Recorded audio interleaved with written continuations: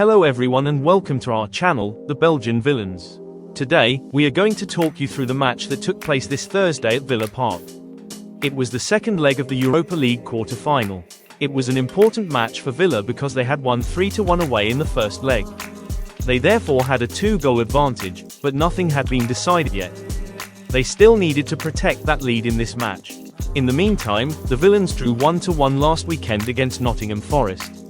It was still a good point, because it was difficult to keep playing so many matches in succession, even though several chances were missed. They therefore needed to regroup slightly and focus on securing qualification for the semi-finals in the best possible way. The match started rather well for Aston Villa, who had possession of the ball and did not allow Bologna to attack at all. It was difficult for this Bologna side to create chances because Aston Villa's defensive shape and midfielders were doing an exceptional job. This led, around the 15th minute, to a superb move involving Buendia, Rodgers and Tielemans, which allowed Morgan Rodgers to produce a magnificent pass for Ollie Watkins, who only had to finish. It was Ollie Watkins' 100th goal since joining Aston Villa. A fantastic achievement for the striker, especially knowing he had been waiting for this moment since the beginning of the season. 1-0 to Aston Villa, 4-1 on aggregate. The match was already almost wrapped up, but after that Villa continued to attack. Then, from a cross, Morgan Rodgers flicked the ball on with his head and it struck the hand of one of the Bologna players. VAR was consulted and the penalty was awarded. Rodgers stepped up to take it, but once the whistle had gone, the penalty was saved by the goalkeeper. It was a fine save, but perhaps not the best penalty from Morgan Rodgers, who has not been in great form in recent weeks, especially after the chances he missed against Nottingham Forest. However, from the same phase of play, after one of the Bologna defenders had cleared the ball, Dean's quick throw-in was played directly to Buendia, who struck quickly and scored. 2-0 to Aston Villa, and a brilliant combination between Dean and Buendia. Another goal for the Argentinian, who is making a very good return. After that, Villa continued to attack, which then led to a counter-attack. John McGinn delivered a perfect pass to Morgan Rodgers, and Rodgers finished powerfully at the near post.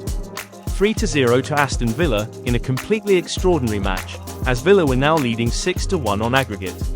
Rodgers therefore made amends for his missed penalty, and it was good to see him scoring again because his last goal had come against Bournemouth back in February. It had therefore been a long time since he had found the back of the net.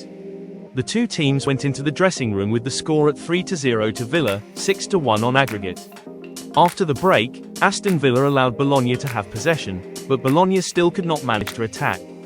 Compared with the first match, Jonathan Rowe was unable to make any impact because he was very well contained by Matty Cash and John McGinn, who were both putting in strong defensive work.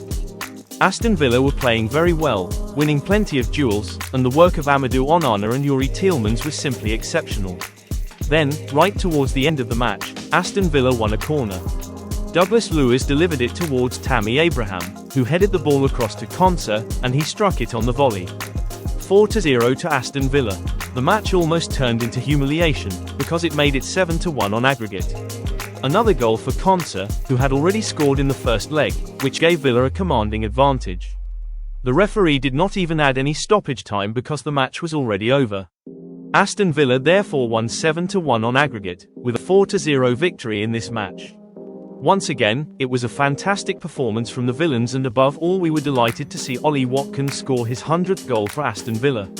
A memorable achievement for the English striker, who has been at the club since 2020. We hope to see a similar performance this weekend against Sunderland in the Premier League. It will be an important match to win if Villa want to make sure of qualifying for the Champions League next year. Thank you all for watching this video. Up the Villa!